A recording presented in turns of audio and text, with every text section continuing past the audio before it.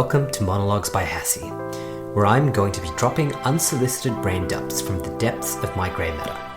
I'll talk about life, money, society, and self-development, plus whatever else lies up there, whilst hopefully not getting cancelled in the process.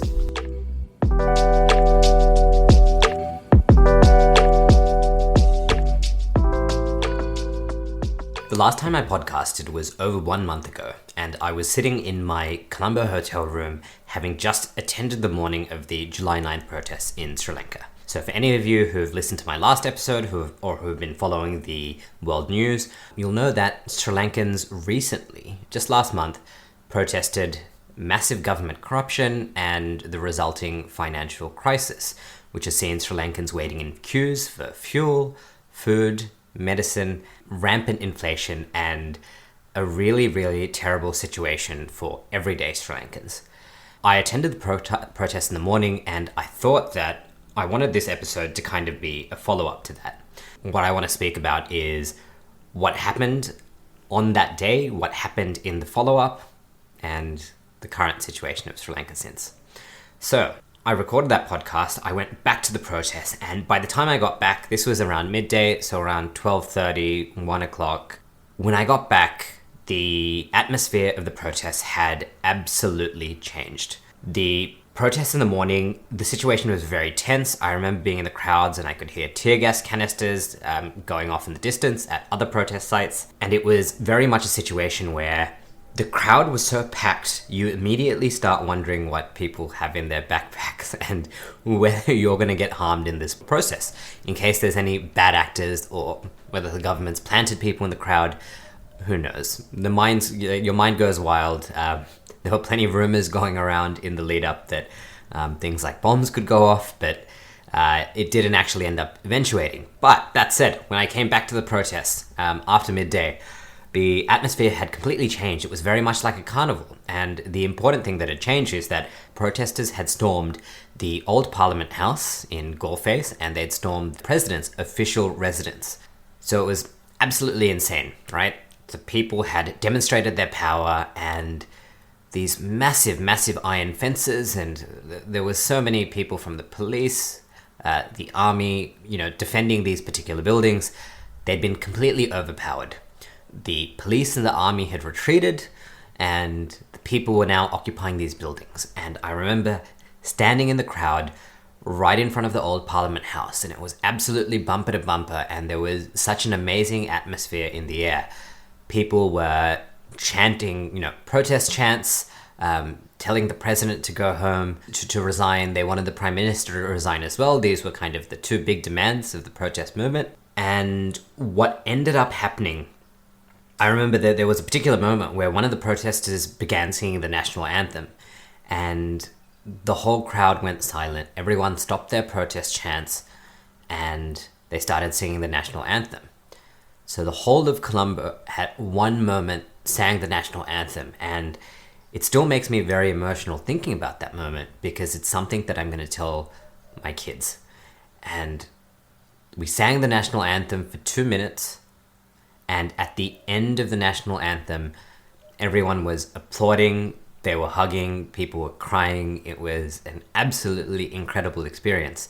As horrible as the economic situation in Sri Lanka and all the horrible things that have happened in Sri Lanka over many decades, this particular, the fact that we got to a boiling point where people had to get onto the streets and protest, it brought together people of different ethnicities, different religions, differences in wealth. It doesn't matter whether you're wealthy or poor, you're affected by this in different ways, yes, but you're absolutely affected when your country's economy is grinding to a complete halt. So there's no one that the crisis hasn't touched in Sri Lanka, and that was you're made very aware of that when you're in the protest and you kind of see the different types of people who attend.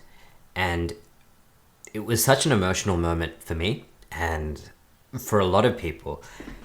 And yeah, it is something that I will remember for many, many years to come. And I remember after the week after that protest, I was just swelling with pride. The fact that I got to witness a piece of history that I was there. I wasn't just watching this on the television. I was actually there.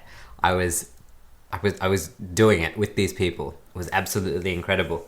And I'm so proud of them. And their main objective, well, they had two main objectives, as I said. It was to have the president, Gotabaya Rajapaksa, they wanted him to resign. Now, this guy comes from the Rajapaksa clan in Sri Lanka, which is very corrupt. They've held power for many years, and they've stolen a lot of money in the process. And they also wanted the Prime Minister, Ranil Wickremesinghe, to resign. Now, the interesting thing is, on the day of the protests, the Prime Minister made an announcement that he was willing to resign and make way for an all-party government, which is just kind of, I guess, a temporary interim government to make decisions on what happens next. The president actually didn't resign. He didn't resign until a few days later, I think on July 13th. He actually fled the country. So this guy did a very smart thing. He used his presidential privilege to make safe entry into Maldives. They can't turn down a sitting Sri Lankan president. And he made his way to Singapore. And only once he was safely in Singapore, away from the angry crowds, who had obviously stormed his presidential palace, only then did he go ahead and resign. So he did a very smart move. And I don't say smart because I respect him, because I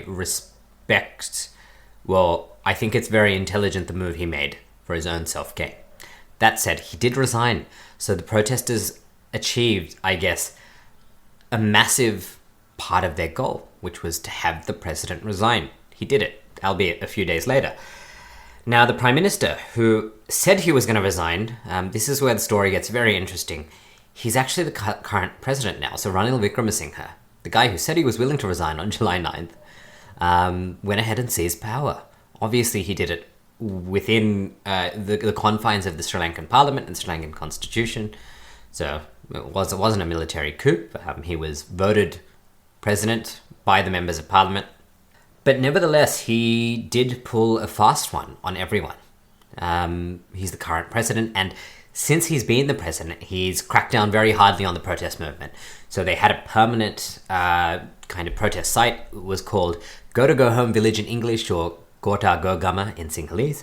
And this was like almost the tent embassy that was right next to Sri Lankan Parliament. It's where the protest movement was based out of, and they, came in, tore this place up, forced everyone out. I think on the day that protesters were completely, absolutely willing to vacate government premises, the old Parliament building and the presidential palace, on the day before that protesters were about to leave, of their own accord, he actually sent in, special police to it was a very underhanded move. Probably shouldn't have done it, considering he could have easily worked with the protesters. But the other thing that happened on the day of the protest was the then Prime Minister, so Ranil Wickremesinghe, the now President, his house, his personal residence, got burnt down. So as peaceful as the protests were, like 95%, you're always going to have a small percentage of malicious actors, and unfortunately they burnt this man's personal property down. Now, I personally, if I was going to choose the next president, I wouldn't choose the guy whose house that just got burnt down by protesters. It's probably not the wisest choice. He potentially holds a grudge.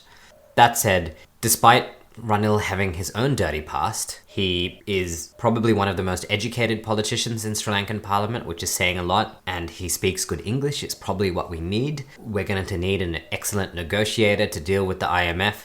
I'm probably not too happy myself that he did end up becoming the president, but it is the lesser of two evils. That said, I think Sri Lankans are going to have to wait till the next general election, till they can vote their next government in to have real change. But in the meantime, I do hope things improve. Now, that said, in the days after the protest, kind of before I left, I left about a week after the protest. The conditions were dire. I mean, people were still waiting in lines for things, but I think you had a definite sense, like the atmosphere was very different. People were more optimistic about the future, and I hope that still is the case, despite I guess, the new president, I guess, cracking down on the protest movement. I do hope Sri Lankans can move forward.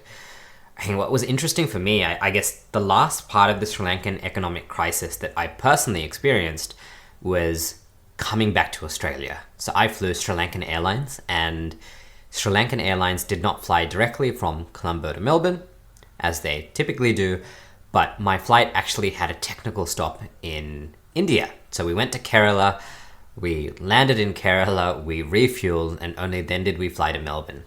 So this is very much a symptom of the Sri Lankan economic crisis and the lack of foreign currency, which means there's no aviation fuel in Sri Lanka, or there's very little aviation fuel. So airlines, Sri Lankan Airlines in particular, have had to resort to refueling in a foreign country to run their own services, which is very interesting. That said, I think that really sums up my experiences in Sri Lanka. It was absolutely remarkable. I'm very grateful that I had the opportunity to be part of those protests on July 9th. If you are interested in helping Sri Lanka, there's many charities who are doing good things on the ground. Absolutely seek them out. Find one you support with a cause that you can get behind and make a contribution. So that's what I'll leave with everyone with today. I'll speak to you guys later.